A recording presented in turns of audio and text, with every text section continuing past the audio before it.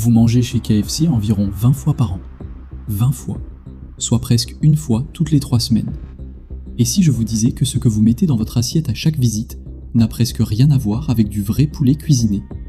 Pas d'exagération, pas de théorie du complot, juste des faits, des chiffres et des témoignages de gens qui ont travaillé de l'intérieur. Restez avec moi, parce que ce que vous allez entendre va changer la façon dont vous regardez cette boîte rouge et blanche. Commençons par une expérience que j'ai faite moi-même. J'ai retrouvé un pilon de poulet KFC dans mon sac, oublié depuis 2 semaines. 2 semaines. Et vous savez quoi? Il ressemblait exactement à ce qu'il était le jour de l'achat. Pas de moisissure, pas d'odeur, rien. Comparez ça à du poulet frit fait maison. Au bout de 3 jours, il faut le jeter. Alors pourquoi le KFC, lui, semble traverser le temps sans bouger? La réponse est dans la liste des ingrédients.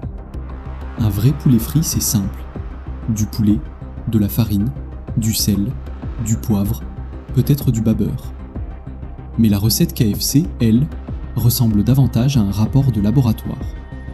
Des dizaines d'additifs, des conservateurs, des exhausteurs d'arômes. Des mots qu'on ne peut pas prononcer et qu'on ne trouverait jamais dans une cuisine normale. Parlons de la fameuse recette originale. KFC la présente comme un trésor national. 11 herbes et épices secrètes. Ça fait rêver, non? Mais derrière ce mystère soigneusement entretenu, la réalité est beaucoup moins romantique. On retrouve du glutamate monosodique, des agents anti-agglomérants et des huiles hydrogénées que les nutritionnistes qualifient de véritables bombes à retardement pour la santé cardiovasculaire. Et ce n'est pas tout. Le poulet lui-même est souvent injecté avec une solution saline pour le gonfler, le rendre plus juteux et surtout lui faire prendre du poids. C'est la façon polie de l'industrie alimentaire de dire « on vous vend de l'eau salée au prix du poulet ». Un ancien employé me l'a confirmé. La viande arrive souvent prépanée, préassaisonnée, congelée, dans d'immenses sacs depuis des usines situées à des centaines de kilomètres.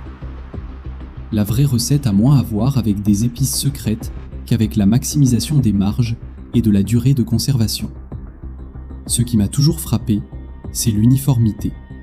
Chaque KFC en France, même texture, même goût, même croustillant doré. Comme si le poulet avait été cloné. Un ami qui a travaillé dans l'industrie alimentaire m'a expliqué que l'objectif n'est pas la qualité, c'est la reproductibilité. Chaque bouchée doit être identique à la précédente, quelle que soit la ville, quel que soit le restaurant. La vraie cuisine ne fonctionne pas comme ça. Si vous faites frire 10 morceaux de poulet à la maison, aucun ne sera exactement pareil. L'un sera plus croustillant, l'autre plus juteux. C'est ça la vraie cuisine. Chez KFC, c'est comme si chaque pilon était passé sous Photoshop avant d'être imprimé sur une chaîne de montage industriel. Et les accompagnements, parlons-en. La purée de pommes de terre? Elle commence par de la poudre beige versée dans de l'eau bouillante. J'ai vu ça de mes propres yeux. La texture ressemblait à du plâtre. Les macaronis au fromage? Un gel orange sur des pâtes friables, à la fois trop salées et complètement sans goût. C'est de la soul food à qui on a retiré l'âme. Passons aux chiffres, parce qu'ils sont édifiants. Leur sandwich au poulet grillé, celui que vous choisissez en pensant faire le bon choix, 700 calories et près de 1500 mg de sodium. C'est plus de la moitié de votre apport quotidien recommandé en sel dans un seul repas. La tourte au poulet, présentée comme un plat réconfortant, plus de 700 calories et autant de sodium que 3 boîtes de soupe en conserve.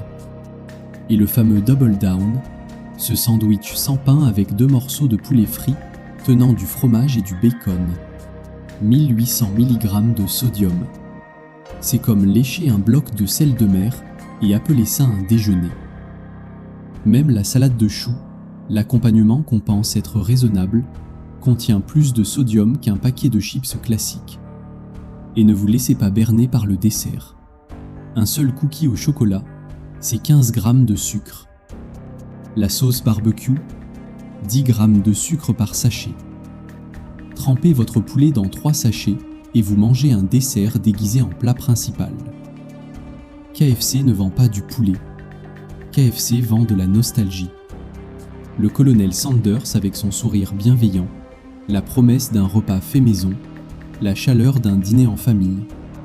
Tout ça, c'est du marketing savamment orchestré. Parce que la réalité, c'est que cette marque appartient à une multinationale qui possède aussi Taco Bell et Pizza Hut. C'est aussi traditionnel qu'une réunion de comité dans un gratte-ciel de la Défense. Pendant que la publicité vous montre un grand-père qui cuisine à feu doux, c'est en réalité un adolescent qui sort des plateaux du congélateur en regardant son téléphone. Et les boissons dans tout ça ?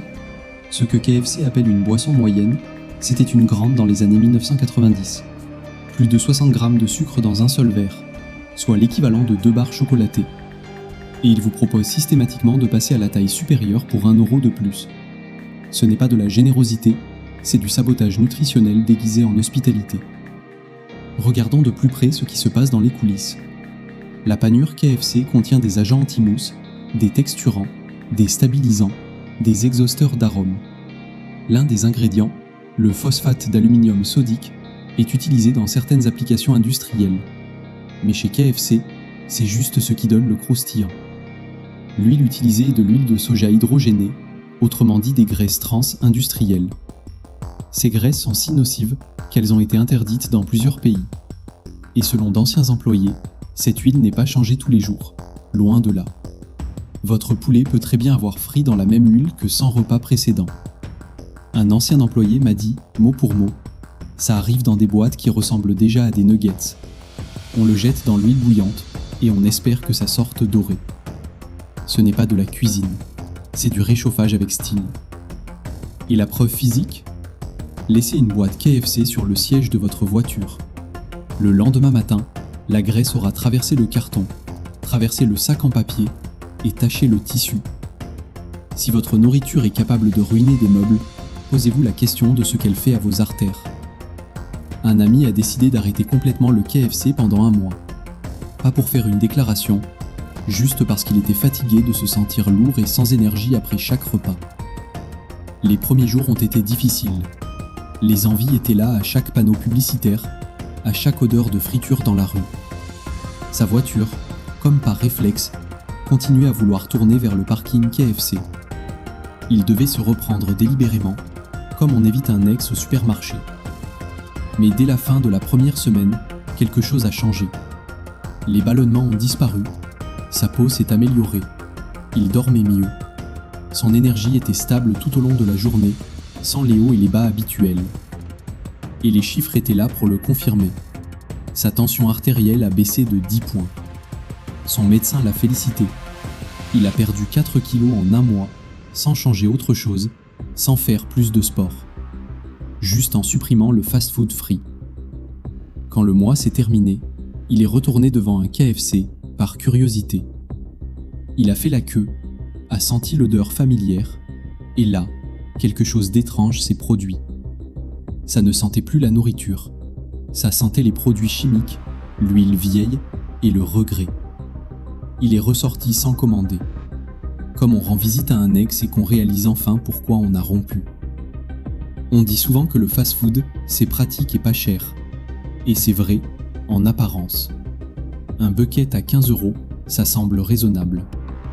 Mais si vous calculez le vrai coût sur le long terme, le calcul change radicalement.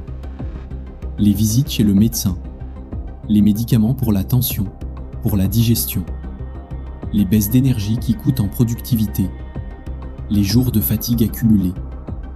Un ancien manager de KFC, que j'ai interrogé après qu'il eut quitté l'enseigne, m'a dit quelque chose qui m'est resté. Quand tu vois comment c'est fabriqué tous les jours, ça te change. Je n'en mange plus depuis que je suis parti. Et pourtant, j'adorais ça avant. Ces mots-là, ça dit tout. KFC n'est pas le seul coupable. C'est toute l'industrie du fast-food qui fonctionne sur le même modèle. L'illusion de la tradition, le mensonge de la valeur, la promesse d'une saveur qui cache le coût réel pour votre santé. Alors voici un défi. Faites vous-même du poulet frit à la maison. Du vrai poulet, de la vraie farine, de la vraie huile. Ça prendra plus de temps, ce sera plus salissant, mais ça aura le goût de la vraie nourriture. Et si vous voulez aller encore plus simple, un blanc de poulet au four, des légumes frais, une salade sans sauce industrielle. Parce que la nourriture devrait donner de l'énergie à votre corps, pas lui en prendre. KFC aura toujours une place dans les souvenirs de beaucoup d'entre nous. Qui n'a pas partagé un bucket en famille lors d'une occasion spéciale? Et c'est bien. Mais les souvenirs ne doivent pas dicter vos habitudes hebdomadaires. Vous pouvez chérir un souvenir sans le répéter chaque semaine. La prochaine fois que vous passez devant ce panneau rouge et blanc, posez-vous une seule question. Est-ce que j'ai vraiment faim? Ou est-ce que j'ai simplement été conditionné à désirer ça? Parce qu'il y a une grande différence entre la faim et l'habitude. L'une nourrit votre corps, l'autre nourrit une industrie de plusieurs milliards d'euros qui compte précisément sur le fait que vous ne poserez pas cette question. Le colonel Sanders a peut-être un sourire charmant, mais votre cœur, lui, vous remerciera de ne pas vous être laissé avoir. Si cette vidéo vous a appris quelque chose, abonnez-vous et partagez-la avec quelqu'un qui mange chez KFC 2 fois par semaine. Vous pourriez lui sauver la tension artérielle.